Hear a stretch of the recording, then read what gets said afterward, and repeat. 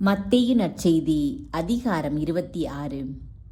இயேசு துன்புற்று இரத்தலும் உயிர்த்தெழுதலும். இயேசுவை கொல்ல சதித்திட்டம்.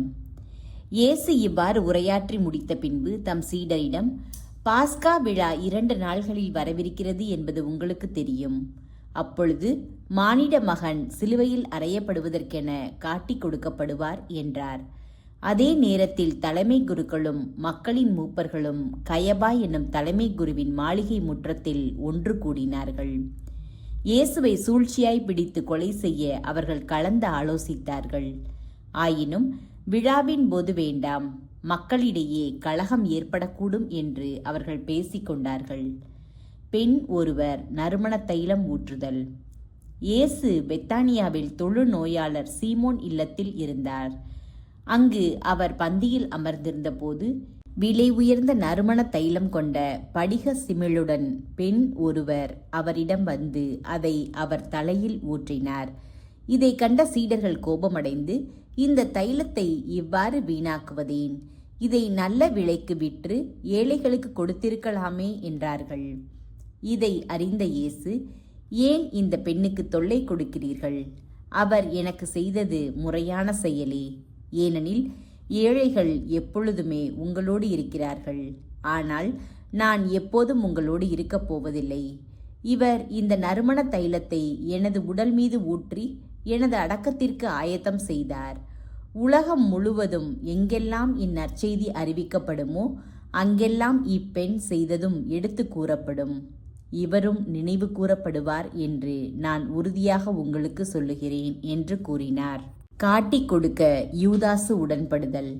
பின்னர் 12 ஒருவனாகிய யூதாசு இஸ்காரியோத்து தலைமை குருவிடம் வந்து, இயேசுவை உங்களுக்கு நான் காட்டிக் கொடுத்தால் எனக்கு என்ன தருவீர்கள் என்று கேட்டான்.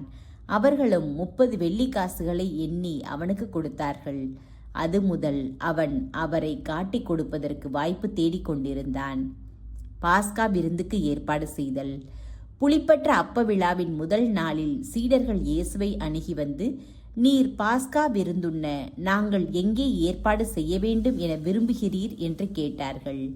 இயேசு அவர்களிடம், நீங்கள் புறப்பட்ட நகருக்கு சென்று இன்னாரிடம் போய், எனது நேரம் நெருங்கி வந்துவிட்டது, என் சீடர்களோடு உம் வீட்டில் பாஸ்கா கொண்டாடப் போகிறேன் என போதகர் கூறுகிறார் என சொல்லுங்கள் என்றார்.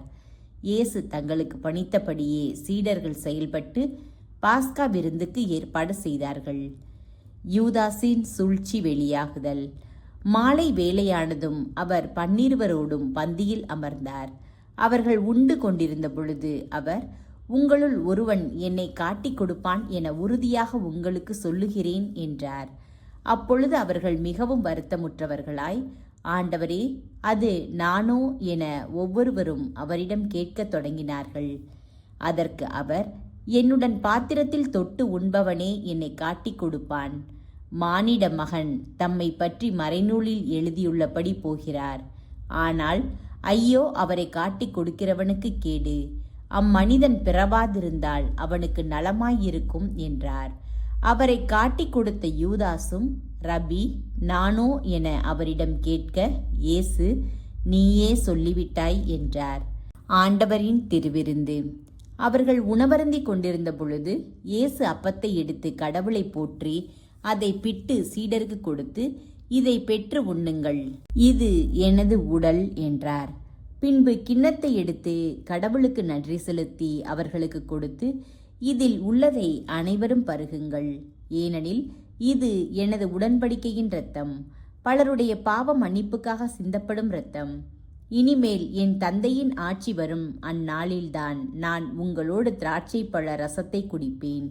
அதுவரை குடிக்க மாட்டேன் என நான் உங்களுக்கு சொல்லுகிறேன் என்றார். அவர்கள் புகழ் பாடல் பாடிவிட்டு ஒலிவ மலைக்கு சென்றார்கள். பேதுரு மறுதலிப்பார் என முன்னறிவித்தல். அதன் பின்பு இயேசு அவர்களிடம், இன்றிரவு நீங்கள் அனைவரும் என்னை விட்டு ஓடிப்போவீர்கள். ஏனெனில் ஆயரை வெட்டுவேன், அப்பொழுது மந்தையில் உள்ள ஆடுகள் சிதறடிக்கப்படும் என்று மறைநூலில் எழுதியுள்ளது. நான் உயிருடன் எழுப்பப்பட்ட பின்பு உங்களுக்கு முன்பே கலிலேயாவுக்கு போவேன் என்றார். அதற்கு பேதுரு அவரிடம், எல்லாரும் உம்மை விட்டு ஓடிப்போய்விட்டாலும் நான் ஒருபோதும் ஓடிப்போக மாட்டேன் என்றார். இயேசு அவரிடம், இன்றிரவில் சேவல் கூவும் முன் மும்முறை நீ என்னை மறுதலிப்பாய் என உறுதியாக உனக்கு சொல்லுகிறேன் என்றார். பேதுரு அவரிடம், நான் உம்மோடு சேர்ந்து இறக்க வேண்டியிருந்தாலும் உம்மை ஒருபோதும் மறுதலிக்க மாட்டேன் என்றார். அவ்வாறே சீடர்கள் அனைவரும் சொன்னார்கள். கெத்சமனி தோட்டத்தில் இயேசு. பின்பு இயேசு சீடர்களுடன் கெத்சமனி என்னும் இடத்திற்கு வந்தார். அவர், நான் அங்கே போய் இறைவனிடம் வேண்டும் வரை இங்கேயே அமர்ந்திருங்கள் என்று அவர்களிடம் கூறி பேதுருவையும் செபதேயுவின் மக்கள் இருவரையும் தம்முடன் கூட்டி சென்றார். அப்போது அவர் துயரமும் மனக்கலக்கமும் அடையத் தொடங்கினார். அவர், எனது உள்ளம் சாவு வருமளவுக்கு ஆழ் துயரம் கொண்டுள்ளது. நீங்கள் என்னோடு இங்கேயே தங்கி விழித்திருங்கள் என்று அவர்களிடம் கூறினார். பிறகு அவர் சற்று அப்பால் சென்று முகம் குப்புற விழுந்து, என் தந்தையே, முடிந்தால் இத்துன்பக் கிண்ணம் என்னை விட்டு அகலட்டும். ஆனாலும் என் விருப்பப்படி அல்ல, உம் விருப்பப்படியே நிகழட்டும் என்று கூறி இறைவனிடம் வேண்டினார். அதன் பின்பு அவர் சீடர்களிடம் வந்து அவர்கள் உறங்கிக் கொண்டிருப்பதைக் கண்டு பேதுருவிடம், 1 மணி நேரம் கூட என்னோடு விழித்திருக்க உங்களுக்கு வலுவில்லையா? உங்கள் மனம் ஆர்வமுடையதுதான், ஆனால் உடல் வலுவற்றது. எனவே சோதனைக்கு உட்படாதிருக்க விழித்திருந்து இறைவனிடம் வேண்டுங்கள் என்றார். மீண்டும் சென்று, என் தந்தையே, நான் குடித்தால் அன்றி இத்துன்பக் கிண்ணம் அகல முடியாதென்றால் உமது திருவுளப்படியே ஆகட்டும் என்று 2ஆம் முறையாக இறைவனிடம் வேண்டினார். அவர் திரும்பவும் வந்தபோது சீடர்கள் உறங்கிக் கொண்டிருப்பதைக் கண்டார். அவர்களுடைய கண்கள் தூக்க கலக்கமாயிருந்தன. அவர் அவர்களை விட்டு மீண்டும் சென்று மறுபடியும் அதே வார்த்தைகளை சொல்லி 3ஆம் முறையாக இறைவனிடம் வேண்டினார். பிறகு சீடர்களிடம் வந்து, இன்னும் உறங்கி ஓய்வெடுக்கிறீர்களா? பாருங்கள், நேரம் நெருங்கி வந்துவிட்டது. மானிட மகன் பாவிகளின் கையில் ஒப்புவிக்கப்படவிருக்கிறார். எழுந்திருங்கள், போவோம். இதோ என்னை காட்டிக் கொடுப்பவன் நெருங்கி வந்துவிட்டான் என்று கூறினார். இயேசுவை காட்டிக் கொடுத்தலும் கைது செய்தலும். இயேசு தொடர்ந்து பேசிக் கொண்டிருந்த போது 12 ஒருவனாகிய யூதாசு அங்கு வந்தான். அவனோடு குருக்களும் மக்களின் மூப்பர்களும் அனுப்பிய பெரும் கூட்டம் வாள்களோடும் தடிகளோடும் வந்தது. அவரை காட்டிக் கொடுக்க இருந்தவன், நான் ஒருவரை முத்தமிடுவேன், அவர்தாம் இயேசு, அவரை பிடித்து கொள்ளுங்கள் என்று அவர்களுக்கு அடையாளம் சொல்லியிருந்தான். அவன் நேராக இயேசுவிடம் சென்று, ரபி, வாழ்க என்று கூறிக்கொண்டே அவரை முத்தமிட்டான். இயேசு அவனிடம், தோழா, எதற்காக வந்தாய் என்று கேட்டார். அப்பொழுது அவர்கள் இயேசுவை அணுகி அவரை பற்றி பிடித்து கைது செய்தனர்.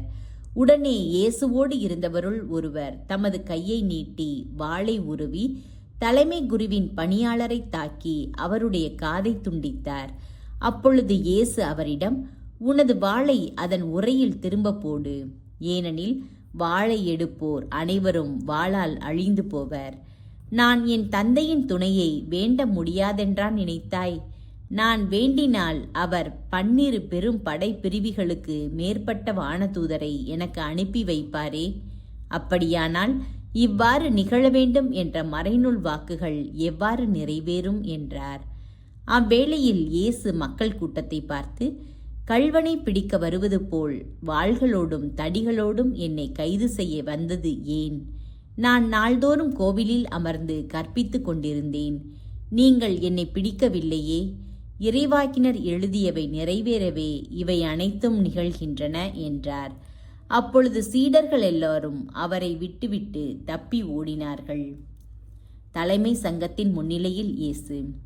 இயேசுவை பிடித்தவர்கள் அவரை தலைமை குரு கயபாவிடம் கூட்டி சென்றார்கள். அங்கே மறைநூல் அறிஞரும் மூப்பர்களும் கூடி வந்தார்கள். பேதுரு தொலையில் அவரை பின்தொடர்ந்து தலைமை குருவின் வீட்டு முற்றம் வரை வந்து வழக்கின் முடிவை பற்றி தெரிந்து கொள்வதற்காக உள்ளே நுழைந்து காவலரோடு உட்கார்ந்திருந்தார். தலைமை குருக்களும் தலைமை சங்கத்தார் அனைவரும் இயேசுவுக்கு மரண தண்டனை விதிக்க அவருக்கு எதிராக பொய் சாட்சி தேடினர்.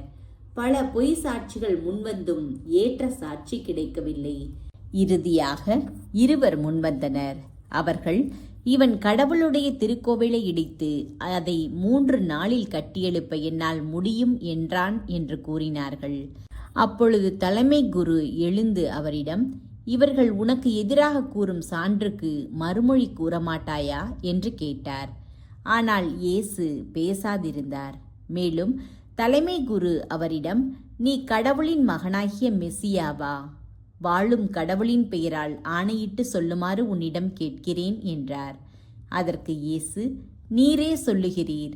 மானிட மகன் வல்லவராம் கடவுளின் வலப்புறத்தில் வீற்றிருப்பதையும் வான மேகங்கள் மீது வருவதையும் இது முதல் நீங்கள் காண்பீர்கள் என உங்களுக்கு சொல்லுகிறேன் என்றார். உடனே தலைமை குரு தம் மேலுடையை கிழித்து கொண்டு, இவன் கடவுளை பழித்துரைத்தான். இன்னும் நமக்கு சான்றுகள் தேவையா? இதோ இப்பொழுது நீங்களே பழிப்புரையை கேட்டீர்களே, நீங்கள் என்ன நினைக்கிறீர்கள் என்று கேட்டார். அதற்கு அவர்கள், இவன் சாக வேண்டியவன் என பதிலளித்தார்கள். பின்பு அவருடைய முகத்தில் துப்பி அவரை கையால் குத்தினார்கள். மேலும் சிலர் அவரை கன்னத்தில் அறைந்து, இறைவாக்கினர் மெசியாவே, உன்னை அடித்தது யார்? சொல் என்று கேட்டனர். பேதுரு மறுதலித்தல். பேதுரு வெளியே முற்றத்தில் அமர்ந்திருந்தார். பணிப்பெண் ஒருவர் அவரிடம் வந்து, நீயும் கலிலேயனாகிய இயேசுவோடு இருந்தவன்தானே என்றார். அவரோ, நீர் சொல்வது என்னவென்று எனக்கு தெரியவில்லை என்று அவர்கள் அனைவர் முன்னிலையிலும் மறுதலித்தார். அவர் வெளியே வாயிலருகே சென்றபோது வேறொரு பணிப்பெண் அவரை கண்டு, இவன் நாசரேத்து இயேசுவோடு இருந்தவன் என்று அங்கிருந்தோரிடம் சொன்னார். ஆனால் பேதுரு, இம்மனிதனை எனக்கு தெரியாது என ஆணையிட்டு மீண்டும் மறுதலித்தார். சற்று நேரத்திற்கு பின் அங்கே நின்றவர்கள் பேதுருவிடம் வந்து, உண்மையாகவே நீயும் அவர்களை சேர்ந்தவனே, ஏனெனில் உன் பேச்சே உன்னை யாரென்று காட்டிக் கொடுக்கிறது என்று கூறினார்கள்.